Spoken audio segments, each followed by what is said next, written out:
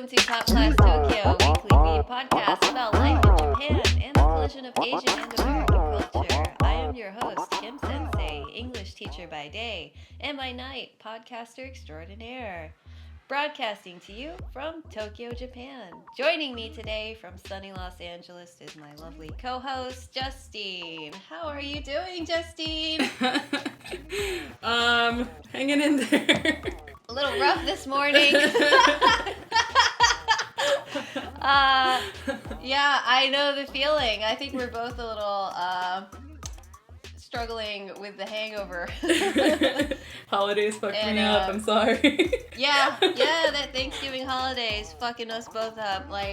We've been doing a lot of our own thing in the last couple of weeks recently, traveling, me coming back from Kyoto, and I don't know what you've been up to. I literally just drove from LA.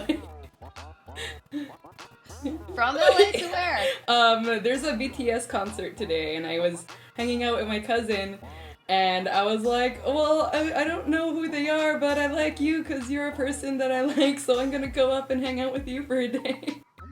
Shut up! Yeah. You don't know who BTS is! Okay, well, I know them, I just don't care much for them. Like, I recognize the music, snap. And it's kind of like, that's cool. But yeah. Wow. Their little characters are cute. I'm sorry. Am I like starting a fight now? Oh, shit. Alienating our audience right now. All the K-pop stands are offended. I'm sorry. It's not just K-pop. I wasn't into NSYNC or Backstreet Boys or nothing. Like boy bands, they don't do it for me. So I'm sorry. Okay. It's not just K-pop. She doesn't hate BTS. She doesn't hate K-pop. She just. It isn't a music. I'm very musically declined. Music. I'm not trying to hide it. I do not care. Anyways, it's lovely to have you back. It's nice to see you again. So, where was the concert? It was SoFi Stadium. I think it's SoFi Stadium. It sounds SoFi. Okay, I think it's SoFi Stadium in Inglewood. SoFi Stadium. Inglewood. Yeah, the one they just finished. You came back from downtown. Not quite. I was in K-Town, then I was near LAX because that's where Inglewood is, and then I hauled ass back to my home.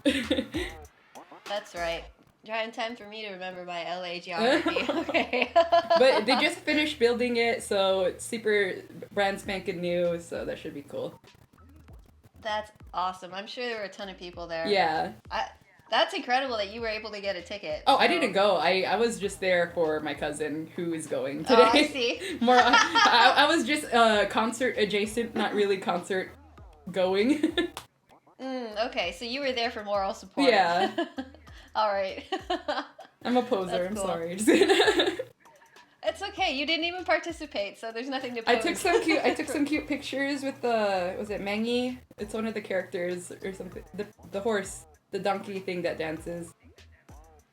Do you know the characters? I know them. I use their stickers online all the time, but I don't know the names of the actual characters. I do know the names of the members of BTS. Okay. But purely based off the characters, my favorite one is the donkey thing because it's the most aesthetic. All right. When you say donkey, that's the blue donkey, not the fluff. Okay. The fluffy is the alpaca, right? Yeah, the fluffy one is an alpaca. Okay. So, two horse-like characters. I just wanted to be clear. But yes. Anyways, that's really cool. But as far as our report card today. Ooh, okay, yeah. We can report. Okay, because I think the things I want to grade are the Line Store in Hollywood versus the Line Store in Japan and Line Store in Korea. Okay. And the Hollywood one is okay. It's like, I don't know. I think it's hard to really get a pure side-by-side because at the time when I visited Japan and Korea Line Store, it wasn't a pandemic. So that definitely has shifted the experience, but it was just like wild. The line for the Hollywood Line Store on Friday was 4.5 hours. That's insane. And I was like, man, I feel like I had it so lucky when Line Store and like line stores were just casually screwing around everywhere in Asia. And it's kind of like, oh look, there's the bear, or let's take a picture with it, and then you just walk in and it's like people are in America are like going wild for this shit. Like literally all the shelves are bare, and like I get it because the concert was the same day, but all the shelves are bare, and it was like a lot of like people in line for 4 fucking hours. It wrapped around the block, and I was just like, am I really here? But it's okay, I was there for my cousin. There was a Target down the street, so I got snacks and hydration, and yeah, so but yes, I still think the line store in Korea is a lot better because they're bigger, there's more like things to take pictures with, but it was kind of nice to see the cute little like Hollywood backdrop thing. So Hollywood line, I would probably say, for my experience, it was probably like a C. It wasn't the worst for the circumstances, but I felt like Korea line store is probably better. But I'm personally a cacao friends person, so this is another thing too. So yeah.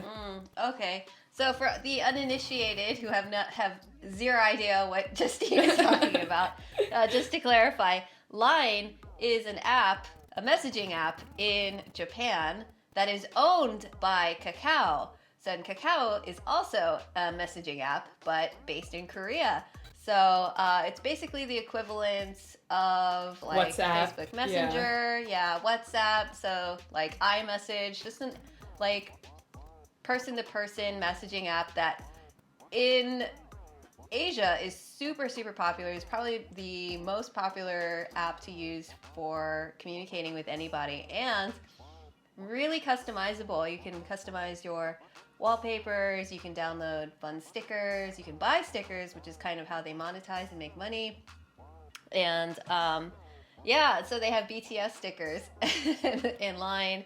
And the Line store that Justine is talking about is the branded like apps store that has a lot of like unique limited edition drops for that kind of like coincide with a bunch of like the characters. So yeah, there's one in, I guess Hollywood has a permanent location? Yeah. Okay. There's also one in New York. Okay, yeah. I know those are the 2 stateside ones, I believe. Yeah, and I think the only real place to take a picture is with the giant bear, right? Yes. Yeah, and that's just kind of the same for the one here in Japan. So I don't know if there's like multiple like. Actually, no, the one in Japan has a couple cool locations. They have like at least 4 levels in the store, and I feel like there's at least one photo op, like one little photo corner on every level. So we've got a couple options here in the one in Japan. Yeah, but it's nice though because I felt like the ones in Asia were like a lot bigger. Yeah, it's got a whole building dedicated to it here. But yeah, that was my excursion for the weekend, aside from excessive eating and drinking like an animal. Yeah, I actually have a pillow here. One of my couch pillows from the Line store. I got this bunny. No, I forgot his name. Coney? Coney, Yeah, okay. My personal favorite is Con from Kakao. Kakao Friends. Do you know that one? I probably know what he looks like, but I don't know his name. It's the little dinosaur. The little green dinosaur that's the pet of the bunny, I think. It's like the daikon inside the bunny suit. It's his pet. That sounds really cute, but I've used Kakao like once, and then I ran out of space on my phone and I had to delete it. So. You gotta have both, okay? Like Line is for my Japan friends, Kakao is for my American friends, and then WhatsApp is for like my European friends. Wait, Kakao's for Korean friends or American friends? Korean friends. Korean friends, okay. And there's some American friends in there too that have it. I just don't have enough Korean friends to. But the stickers are so cute.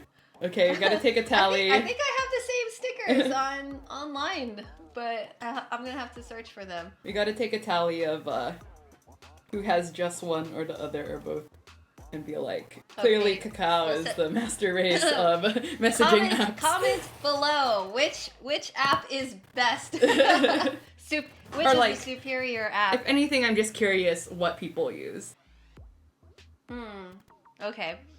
Yeah, because I had never heard of Line before moving to Japan. I'd heard of Kakao because there's so many Koreans and Korean Americans that use it in the States that, you know, like basically living around a K-town, it's hard to not hear about like what's happening in Korea. So, but Line, I didn't hear about until I was actually like in Tokyo, after having moved here. So,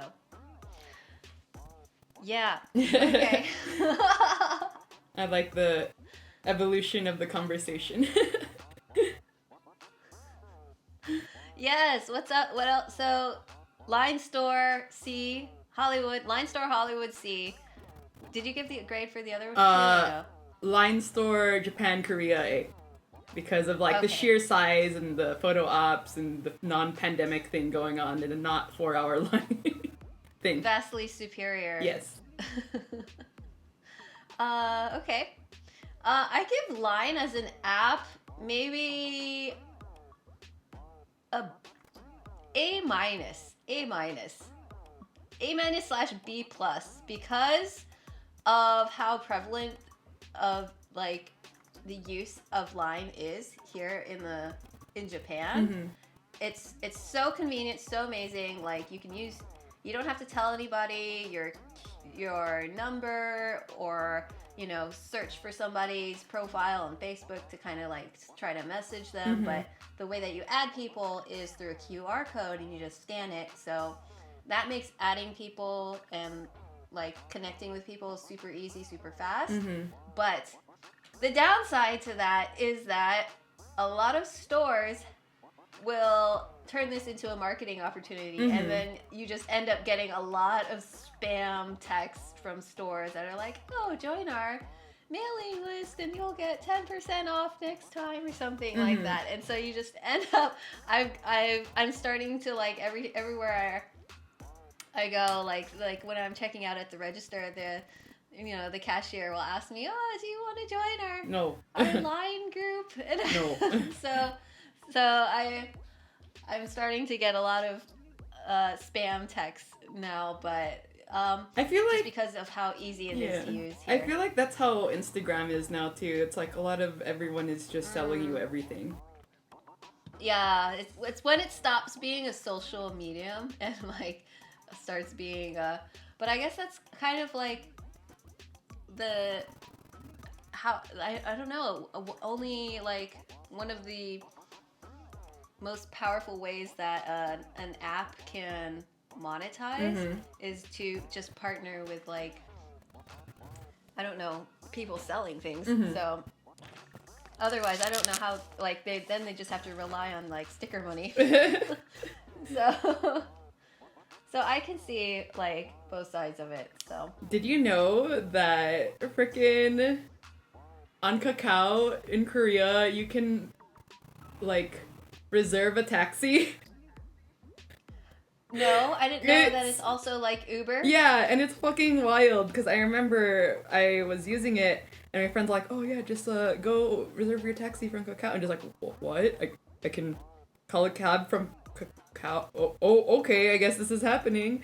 And it worked, and it was like really trippy because I didn't really expect it to be like so functional in that extent. That's really cool. I don't know how that would work here in Japan because like I feel like Japanese taxis are so expensive that like I don't know, like the taxi drivers here I feel like are in some kind of like union to like protect their prices. Like, I don't know. But it's weird though because would ever use it. It's like, I guess there's just like a taxi app because it was just like a taxi driver, like a regular like taxi driver, and you can just like reserve a taxi from the app, like Kakao app, and I was just like, what the hell? But I thought that was pretty wild. Yeah, I can't imagine anything like that ever happening in the States either, because that would be, I have no idea how that would ever, someone could organize something like that.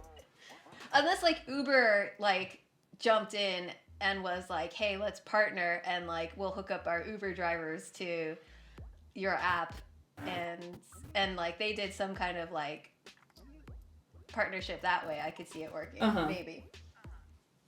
But I don't know. Future, it seems like a far off future to me in the States. That's what they said about working remote. Can't really work remote if you're an Uber driver, so it's kind of impossible. Yeah. How was your anyways, your travels, your Kyoto trip?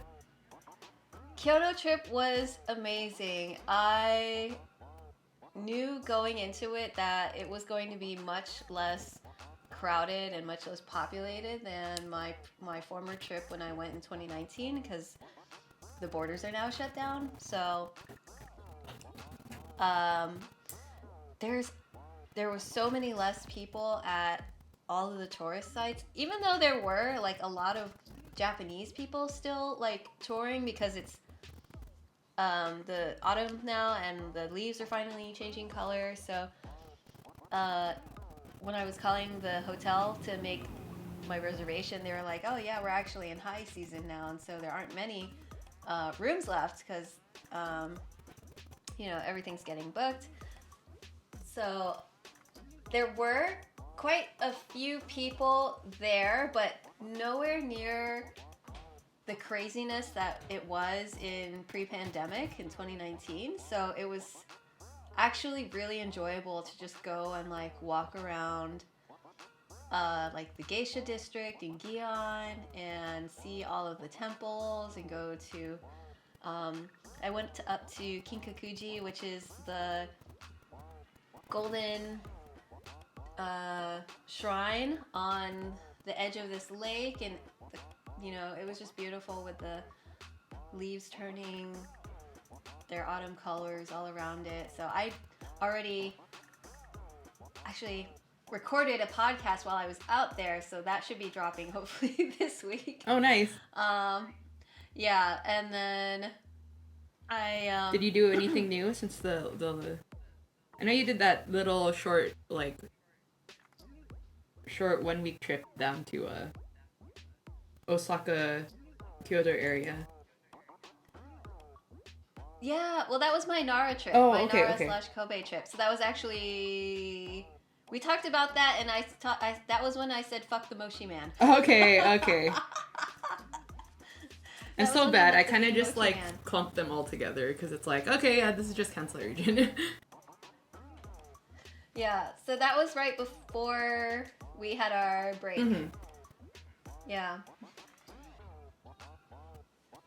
And then last week for me was Kyoto, so I went back. But yeah. Yeah, Kyoto on the report card. Definitely an A. Oh my god, strongest A ever. It was really great. Stayed at an amazing hostel called weeb. Highly recommend it because it's basically like a just straight up like trendy hotel. The only thing that you'd be able to tell that this is a hostel is the actual room itself, because you have the choice of sleeping in like a dormitory style room, or you can book a private room. Mm-hmm.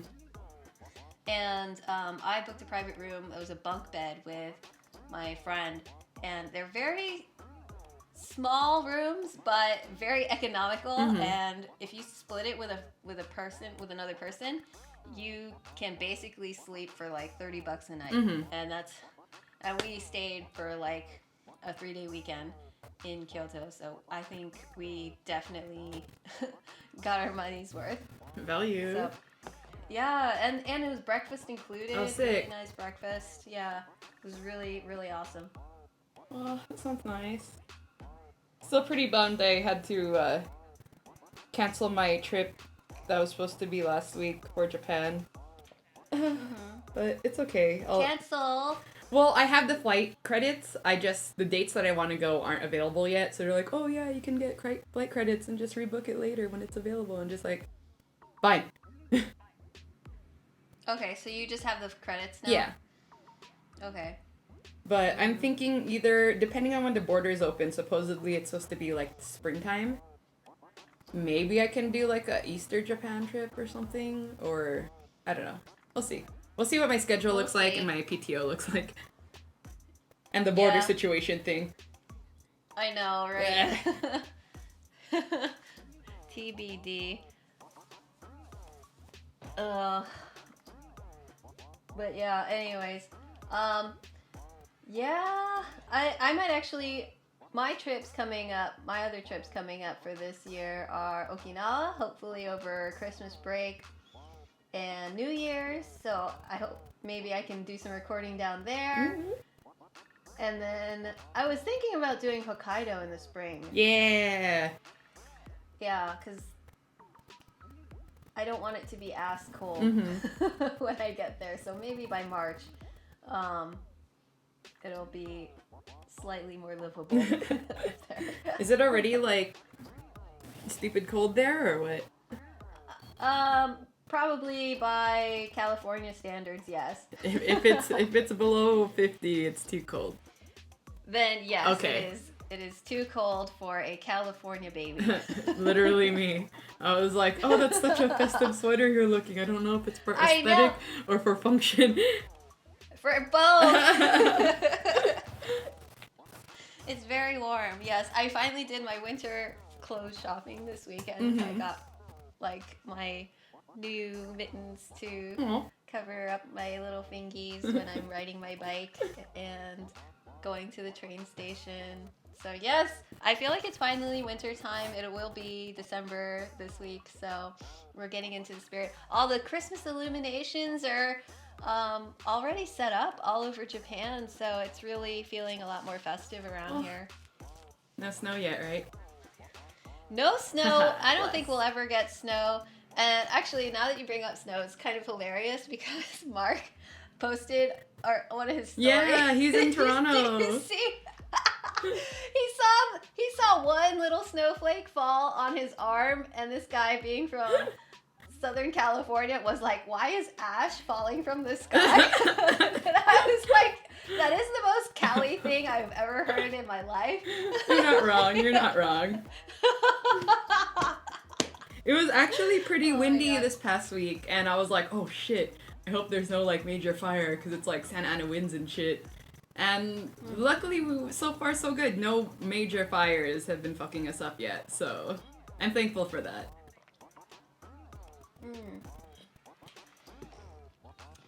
Yeah, like we get so much rain here. I don't think wildfires is ever a thing in Japan, and I've never heard of a wildfire ever happening here. So I imagine the forests are very like there's not a lot of like deserts going on in Japan either. No, too. there's not. Yeah, no deserts here. No deserts. It's very humid. It's very hot and wet in the summer. Everything's too soggy. Can't burst into flames. Yeah, exactly. Yep. All right. Ugh. Man. Oh, I also went on the... Man, I feel like I did so much in the span of 2 weeks that I wasn't doing this. I went to the Miyazaki exhibit here in LA.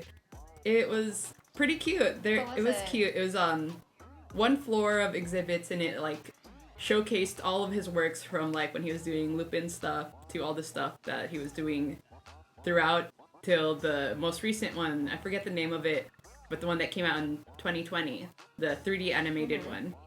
And I was like, this is all very nostalgic because I grew up watching these movies and stuff, but seeing how much work he's actually done and seeing which ones he's actually directed versus stuff where he just did like the art for, I was kind of like, I feel like I haven't watched a lot of these movies and I should probably go back and watch them. But that was very neat. My Georgia buddy was in town, so he's like, oh, let's go do this. I'm just like, down. But highly recommend. It's going on till June, I believe. So if there's anyone that wants to go to LA, Miyazaki exhibit. Nice. We have a lot of good weather and Asian food. LA plug, tourism. Just kidding. Yes. That sounds like a lot of fun. I wonder how that compares to the Ghibli Museum here. I didn't go to the Ghibli, so I'm like, I don't know what it's like over there. I know you went, right? No, I haven't because... No, yeah, like I haven't gone to the Ghibli Museum because I honestly haven't watched that many Ghibli films. so like, and I know I'm like struggling to even remember what the name of the 3D movie was, because I know the faces of the characters, I know the character design, but I wouldn't be able to tell you like what the actual name of the series is. So I'm sorry, we're disappointing all of our Miyazaki fans right now. Like, but yeah, so yeah, was it when you went to the exhibit? Was it mostly just like behind the scenes kind of art from the movies and like showing like animation slides? Yeah, it was like... a lot of it was like the initial, like they had the character development sketches for Kiki, then they did like a lot of the backdrops for a lot of their movies. There's this one section that showed just all the backdrop or all the backgrounds and like environments for Yubaba's room from Spirited Away, and it was so rich, and I was just like, damn, someone painted this? Fuck, I'm trash, I can't do any of this. And then there was this one where it was like a picture of Kiki's house where it's all like greenhouse where there's like flowers and shit everywhere, and I was looking at it and I was just like, god damn, this is so detailed, because I attempted to paint that over the summer and I pulled up my painting compared to the actual painting, and I was just like, why does mine just look like blobs of color and but it was really neat, and I was like, man, I wish they had more character design sketches than like background stuff, but it was really cool just seeing like, oh, these are all the works he's ever done, and this is like his compilation of like, these are the reasonings as to why he did certain movies and what his like thought process was and where he pulls his inspiration from. So that was really cool. That sounds really awesome, especially if like you're an artist trying to get into like animation.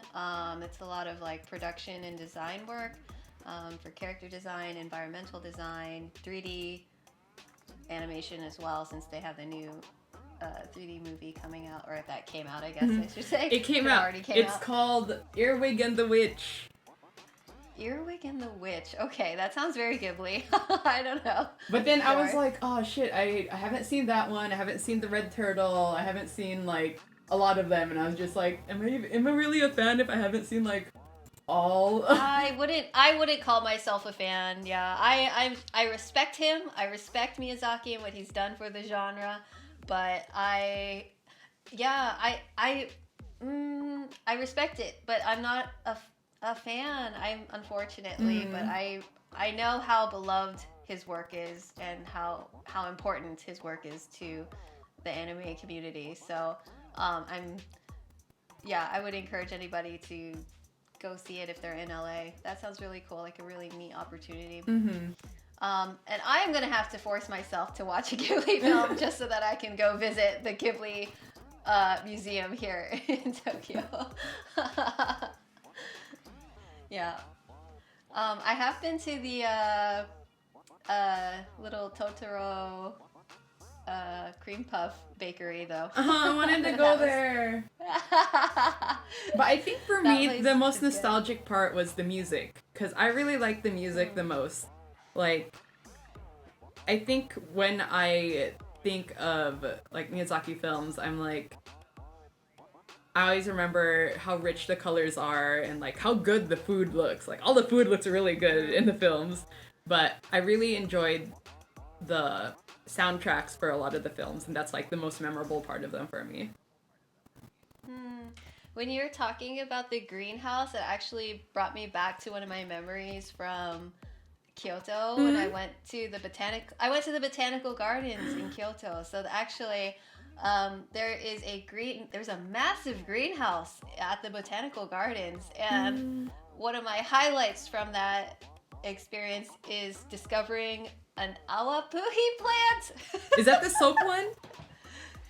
Yeah, it's like the one that grows out of the ground, and it has this red pine cone thing at the end, and it's full of juice, and then you can squeeze this pine cone thing, and it just has all this like soapy juice that like comes out of it. It's basically like ginger juice that comes out of it. You can drink it? I don't know if you can. I don't know. It's not sweet. I thought it was like a soap base or something, or shampoo. Yeah, it's really bitter. So I mean, I don't know if you would want to drink it. Maybe you can. Was it squishy or what was it like? Because I was it was so squishy. I want to squeeze one. I know. I wanted to squeeze one too. It was really like I just like gave it a little tickle, but yeah, because like there was a bunch of Japanese people around me, so I didn't want to be like that foreigner who's squeezing like... the plant. Yeah. Did you watch them? Did they squeeze it? They were poking it too, so you should have squeezed it. that's why. Yeah, but yeah, that was really cool. That sounds so neat. Yeah. Okay, my mission. What is the tropical? What is it called again? What's the plant called? It's a tropical plant. It also grows in Hawaii. Mm-hmm. It's called awapuhi, or like I don't know. It has a couple other names. But awapuhi, AWAPUHI. Awapuhi. Okay, I'll try to manifest that into my next existence exploration. Okay. Yes. So if you are in Kyoto, I recommend going to the botanical gardens and giving the awapuhi plant a nice squeeze. bring a tiny bottle with you. Bring a little thermos and collect some awapuhi juice while you're at it. So, yes, on the report card, awapuhi plant gets an A. Yes. A tier. But yeah, so happy belated Thanksgiving to everybody back home. I'm thankful for your subscribes. I think we're at 4 now. Is it 4? I think we do have 4 subscribers. I checked it and I saw somebody who just subscribed. I have no idea who it is, but thank you, brand new subscriber. Doing work. This one's for you. I've been gassing us up. We're on our way. It's called natural growth, okay? Natural. Yes. It's an organic growth that's going on. Thank you for subscribing, and I also want to apologize for the chaotic nature of this episode. Partially because we are recording at an unusually early time for me. As of right now, it is 8 a.m. in Japan. We make this happen, with a 14-hour time difference. For those of you who aren't aware, actually, that you should be aware because I introduce it in every intro. And I am recording from Tokyo, and my lovely co-host Justine reporting in from sunny Los Angeles. So if you weren't aware, there is a 14-hour time difference, and I am usually up in the mornings, but not this ass crack early. Shit, make me feel old. I'm up at like 6 a.m. every day on the regular.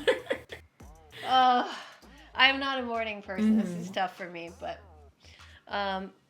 yes, I'm up early today, and it's a little rough for me because last night, yesterday, I was able to finally attend the Womb Cafe. I'm so happy. You were so sus about it the first time. It's like, no. Dude, I was so sketched out.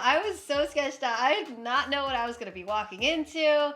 And so, like, I text my friend and first of all, this cafe is in Akihabara. Mm-hmm. This cafe is in Akihabara. And for any weeb who doesn't know about Akihabara, educate yourself because this is the OG otaku electric town where anime and we're the birthplace of maid cafes, actually. So this is the actual birthplace of themed cafes in Japan. So in Akihabara, like especially on the weekends, you can see on every street corner, standing out on those corners like hookers, basically, are the most adorable kawaii maids, like handing out flyers and trying to promote their cafes, trying to grab all of the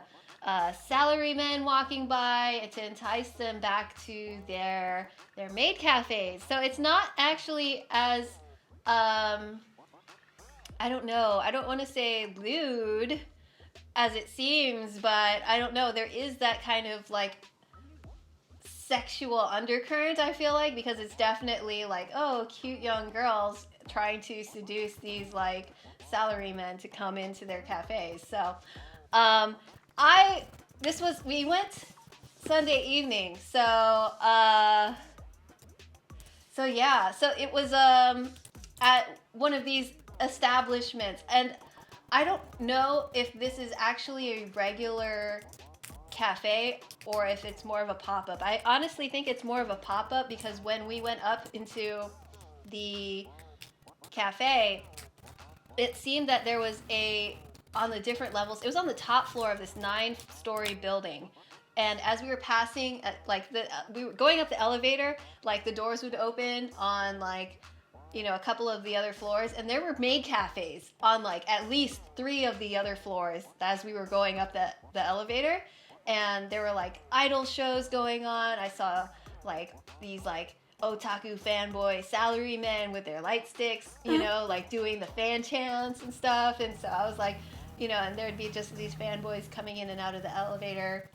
So I was like, oh, we're in the heart of Akihabara right now.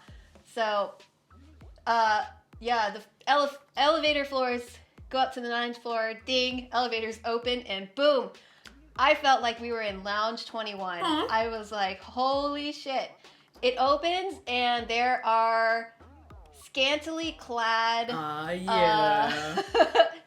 anime waifus in various like sexy cosplays and lingerie and what was supposedly a succubus sex charm to guard against pregnancy. They have these womb tattoos. They're basically like these little fake tribal tattoos that are on their like lower stomach area. So like and I don't know, the story is that you are a guy can ejaculate, or whoever, just the ejaculates will not get them pregnant. So it's like birth control, but make it magic. But make it magic, yeah, due to the power of their succubus womb tattoos. So just like the theme of this cafe is so next level beyond, like it's just so extra beyond like I wanna go. What a maid cafe is. It's you would fucking love it, Justine. There was a stripper pole in the center of the room.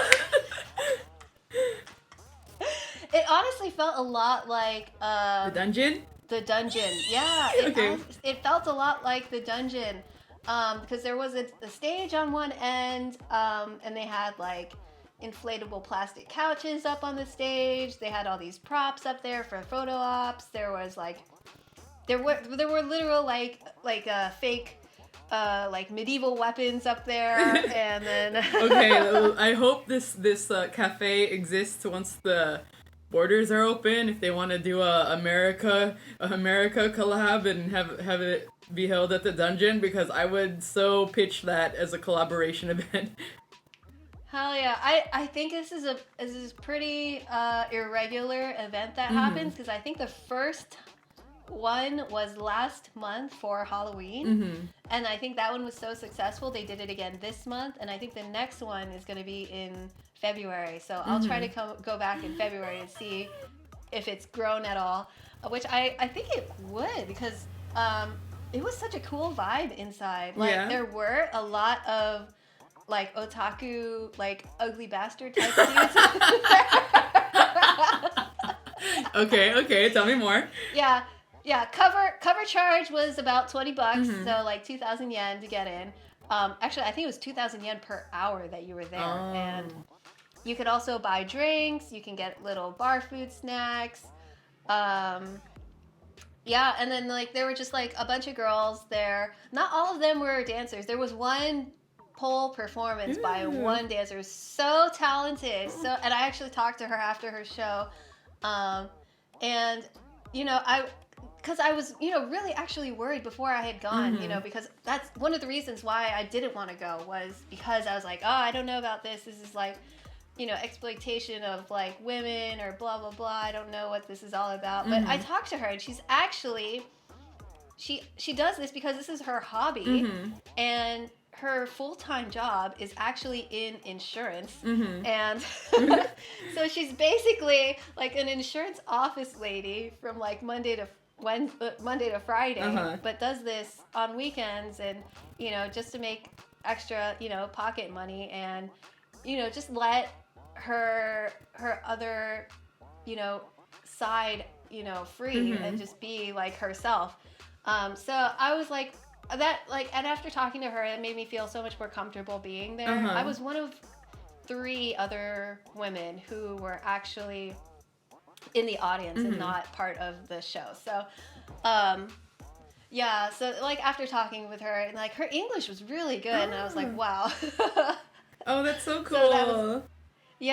So and I think she was probably one of the only people who actually was able to speak English, because it felt like there was kind of like, I was there with like a 6'4" white dude who's like kind of hard to miss, so I feel like he was very intimidating looking, and like everyone just kind of like stayed hovered away around. from us. Yeah, so after he had bought her a drink after her performance, so she came over and chatted with us for a little bit. So that was really, really nice. I have some pictures I can send to you. Okay, I'm interested. But like engagement wise, how did it, like, how was it in relation to like a maid cafe? Was it just like a lounge and then just chilled, go get some hot girls, and then they do stuff sometimes? Yes, that's why I'm saying, like, it's very much like Lounge 21, where you just get seated at a table, you can have your drinks, hang out with your friends, and talk. And then there's just kind of like people, the actual workers, the girls who are just floating around, and, they'll come over to your table, say hello, and, ask if you need anything. And you can just banter with them. Our Japanese was not very good, so it was a little difficult for us to kind of interact with them very well. There were actually, on one end of the room, there were a bunch of tables lined up, so there were actual like, it's almost like an artist alley sort of thing, where like there were different vendors selling different things. Okay. Like, one table had like these like cosplay skeleton harness things that were really cool. A lot of the girls were wearing them. One had masks that were like very like S&M kind of style, like bondage masks. And then there was another table that's just selling like just straight up porn. Yeah, my boy. Just adult DVDs. And then there was like, there were a couple other like merch tables there. I like that. I feel like it's like like what it reminds me of is like a good way for like an entry level way for vanilla people to like dabble their feet into kinks and stuff. So I like that. Yeah. Because it's usually how it usually is. It's kind of like Fight Club, where if you know, like, this is it. This is like, you know what the etiquette is. This is consent. This is this. These are all the kinks. This is how the community is like. But there's a lot of new people. Like, I did so much. I went to a munch. So a munch is pretty much a meetup of people who are into kinks, and they get together to meet other people who are into kinks, but like in a social environment. So it's like, it was at Wurskirch, which is the hot dog place in LA. And it's just like meeting up with people to see like, oh, you like bondage? I also like bondage. Let's talk, type of thing. But like, if you're like a first timer going into that, it's kind of like, I don't really know what to expect, because I met a couple of first timers, and I was like, oh hey, yeah, the community's really cool. Yeah, we like this stuff. What got you interested? Blah blah. So like, I think experience, it's kind of like a baby way to introduce yourself into like the kink world, and I really appreciate that. Mm. Yeah, so for those of you who don't know, Justine is a professional dominatrix. I'm retired. So, over this past summer, summer of 2021, I had the pleasure of accompanying her on to a dungeon and getting to see what that is like for the first time. So, yes, thank you for that opportunity. It's kind of funny that you mentioned hot dogs because there was a point in the night where one of the patrons at the cafe, the Womb Cafe, was feeding one of the girls a and she was just like going in on this thing. Yeah. Like,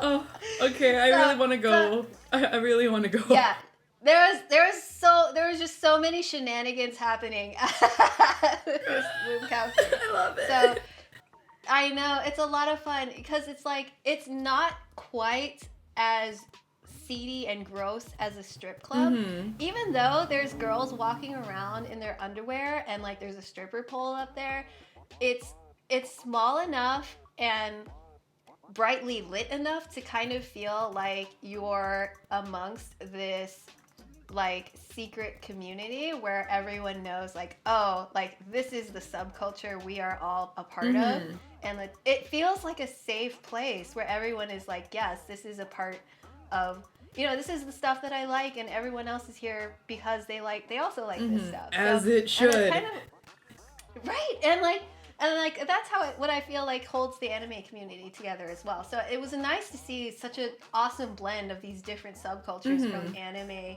cosplay, kink, and like just all of that mixed together in one place. So I thought a Womb Cafe fucking A tier, gold, like A tier, like amazing experience, amazing.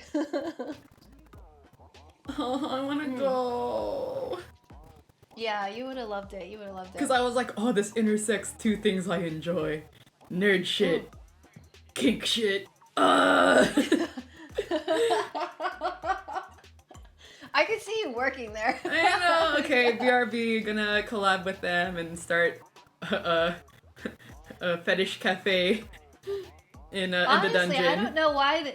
I'm like, why? Yeah, like this could work in LA. This for real could work in LA. I'm like, why isn't this happening in America right now? I'm here to pandemic, but I'm here to monetize on all the perverted nerds. It's like a step below strip club, but nicer because it's less seedy. Yeah, I feel like, I feel like there's enough perverted anime nerds in America that this is something that could happen in America. This sounds like a fun project. Okay, if I'm bored enough, I'm gonna go start a kink cafe. That sounds so fun.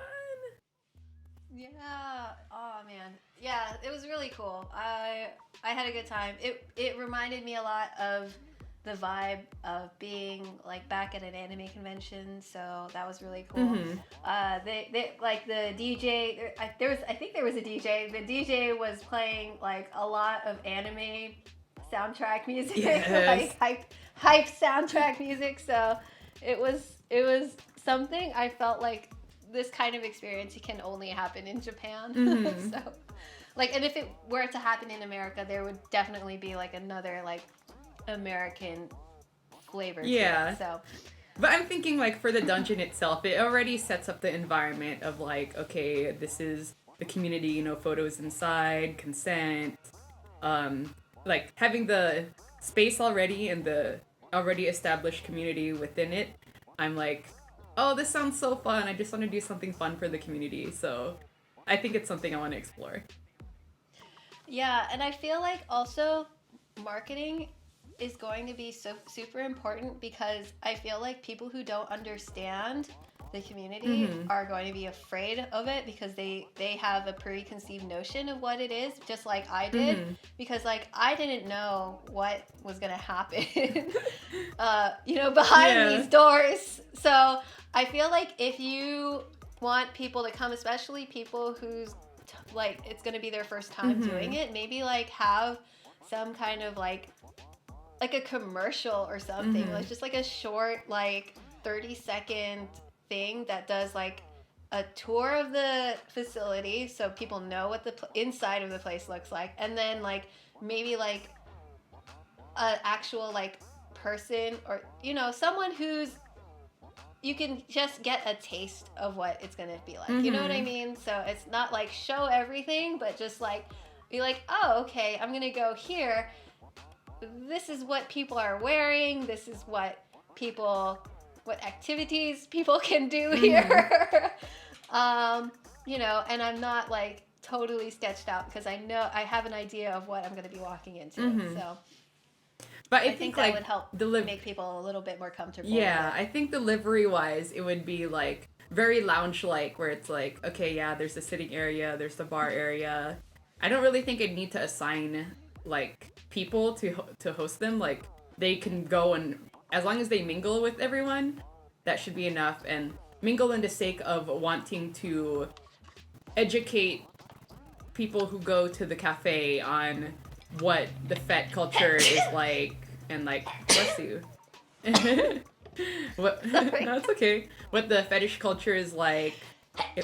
Help them explore if they have any questions. Maybe show them, oh, these are ropes for shibari.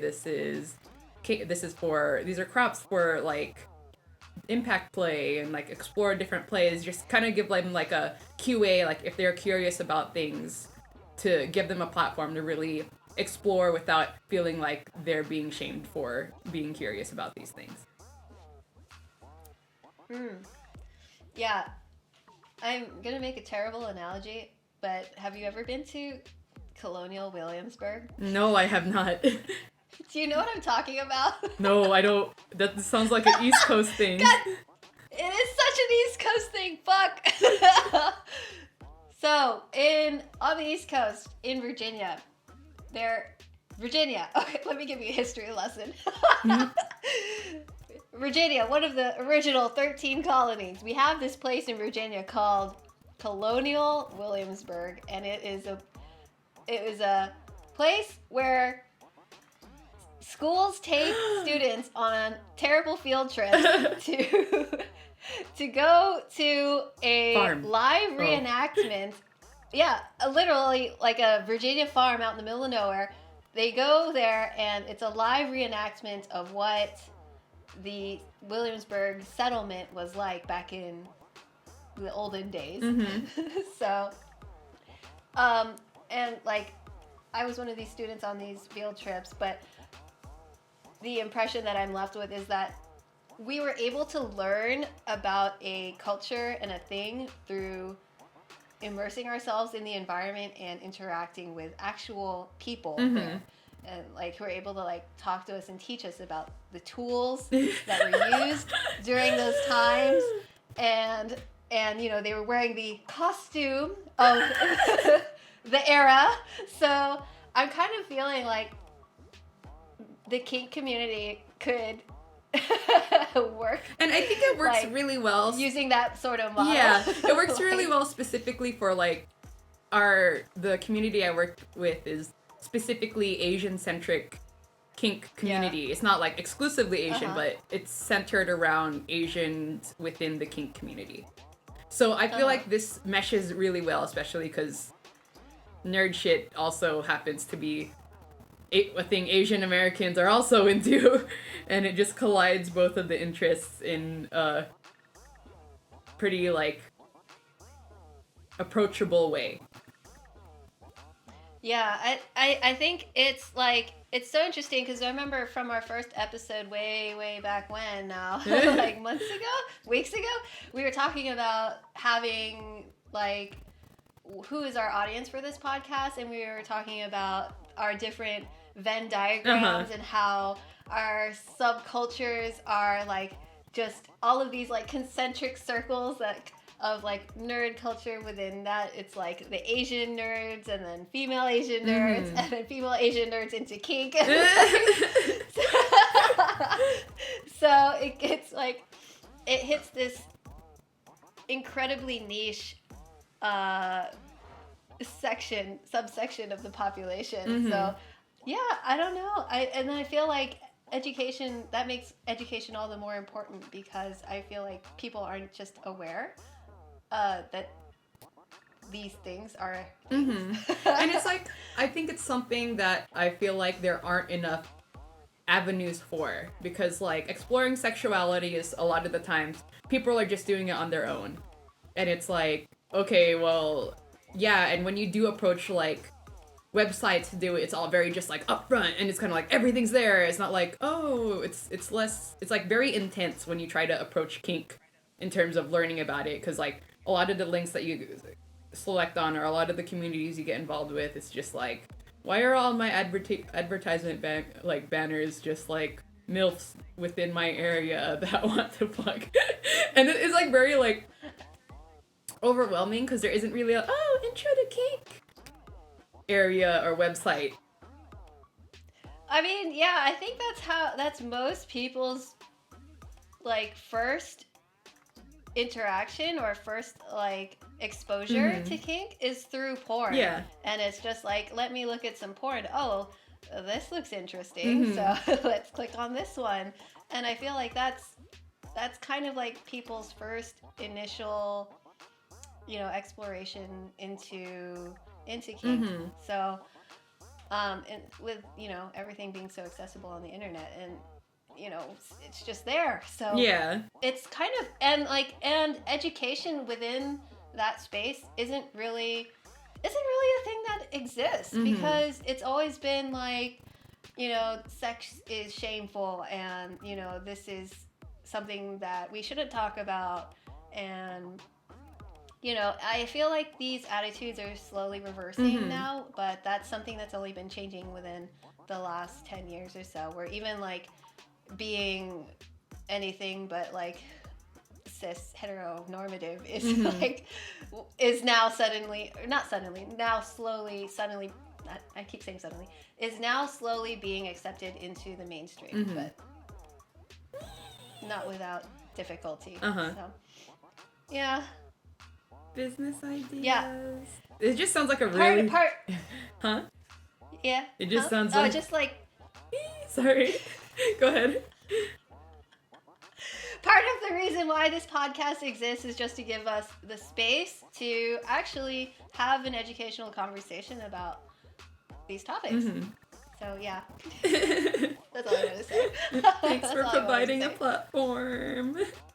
Yay! Once I get our website up and running, maybe we can have like a Kink 101 Yay! section on there. I'll gas this up to the dungeon and see if they're down for it. I'm pretty sure they will be. I think one of the themes that they want to do is a glow light night. So like UV body paint, like glow, like purple light stuff. Just because that's aesthetic. And I was literally, all I'm doing is like pitching all the shit that I like to the dungeon for the themes and stuff, and I'm pretty happy that they're receptive to it. That sounds really cool. You could have like a festival, like rave kind of night. Yeah. That sounds really neat. And then just have like EDM music and like, like all that shit with like that you'd find in a rave tent, with all like the dancing and the glowy stuff. Oh, the little flow, the whips and whatever, and the poi, the light flows. Yeah. Oh, that sounds so fun. Yeah, I know. Like, there's so much opportunity for within that crossover, because like there's so many props within like EDM and styles of dance, because it's you use a lot of like light sticks, you use hoops, you can use like rope whips that light up, and there's like all sorts of things that dancers use at raves that can also be used for play within the community. Hitting all the marks. That sounds fun. Yeah. And I pitched the lube pool, and they're down. It's gonna be a summer theme. Hell yeah, let's go. We were conflicted if it was lube or Jello, but I was like, we could do both. No, not Jello. Do lube. Yeah. Gotta go find a lube lube sponsor to give us a drum of lube. Yeah, I feel like Jello, it might the sugar in the Jello, I would be worried. What's the about, unflavored? It's just the color and then the gelatin. I feel like the cleanup is gonna be worse for Jello because it's like got sugar in it, and then it might. I would be worried about bugs afterwards. To honestly hose it down, call it a day. That much Jello, I wouldn't want like ants or like roaches or anything. Okay, we'll do lube. Yeah, I feel like lube is a lot more hygienic. I'm all here for the. Yeah. And lube is designed for like human bodies, so I feel like lube is safer. I'm all here for the lube wrestling. I'm ready. I almost had an opportunity to get taped the dungeon the other day. Like I was doing because the theme last time was fantasy theme. I also love the dungeon because of all the themes. I can recycle a lot of my old cosplays. So the theme was fantasy theme, and I was like, are pirates technically fantasy? They're fantasy enough. So I ended up I recycled my B. Jeanette costume from King of Fighters. It was super niche, and I was like, my other friend was also a pirate, so I was just like, okay, good, pirate works. So that means I can totally be a pirate, and I was super happy because some of the attendees were like, oh, you're B. Jeanette. I'm just like, yes, you know who I am. I'm a pirate. Yeah. So that was fun, but I had an opportunity to be taped, like tape art, like, you know, when they do like the tape bikinis. What kind of tape do they use? Like, what's that athletic tape? The one for like if you get sprains and stuff. Oh, okay. And I was like, I would, but it's also cold, so I don't want to not wear clothes because it was cold. But he taped one of the other girls there, and it looked really fun. But I'm just like, okay, next time I'll be more prepared and actually wear more than just like a backless dress so I'm not freezing, because I was doing registration for like the first 3 hours outside. But it's okay though, because we had a space heater and I brought my electric blanket, so I managed. That sounds so fun. Yeah, I feel like there's opportunity for more like workshop type events, you know? Because like I feel like at anime conventions, there's always like how-to like panels, you know? Yeah. And like those are always a lot of fun, and I feel like those are actually educational, and people come away with like learning new skills. So, and like even when I was doing panels back in the day, I remember I was doing like drawing panels, and like hosting those was a lot of fun. And I feel like people really like just getting feedback from people afterwards. It was like, you know, like, thank you so much for coming to the panel, and like, you know, it was so cool. And like for one of my panels, I did how to draw Bishonen. So I had one of my aesthetic friends come and like basically pose. He was like a bodybuilder, so he's like posing in his underwear like Sick. on stage and like as like a live human model. So I'm like, yes. Everyone joined. It was such a massive room too. I did not expect the turnout that I got, but I got like 200 people at Otakon. Oh, that sounds so fun. So just imagine you could fill easily a 500 plus person room for a kink panel, like doing something like taping, like just for something like taping. I bet like people would come out for something like that. So I don't know. I feel like, and it's like, you know, like, yeah, like I didn't even know what kind of tape to use, you know? So like that could be like, those are the kinds of questions I feel like people would have. Yeah. For people who aren't familiar with like what's going on in the kink community. Cause like, you know, some people might not even know taping is a thing. Like, oh, like what if I use duct tape? That's not a good idea. Yeah, like, yeah. That's kind of painful, but then if you're into pain, maybe it's okay. Yeah. But always ask for consent. So yeah. But I feel like definitely one of the first, like I feel like for the cafe itself, I would be like, okay, well, the first presentation is just going to be everything, like, anything that's consent related, because that's literally the stepping stone. That's where you start. then you can start exploring all the fun shit like bondage and whipping and tape and all that fun stuff. Because I think a lot of the times, especially if it's a discovery thing, that's something people don't really address, is the fact that consent is the most important thing no matter what type of play you're into. Oh, I'm so excited. This is like a fun project. All right. I'm going to do the sign out for our podcast because I think we have enough content. Okay. All right. Finally, we'd like to end with some Q&A. If you have any questions, comments, suggestions, or requests for topics you'd like to hear more about, please reach out to us on our social media at Top Class Tokyo on Instagram, YouTube, and Twitter, or send us an email at topclasstokyo@gmail.com. Thank you so much for tuning in, and I was about to say stay classy. That's not our sign out anymore. Class is dismissed. Thank you, everybody. Class is dismissed. See you next week. All right, double content, your boy.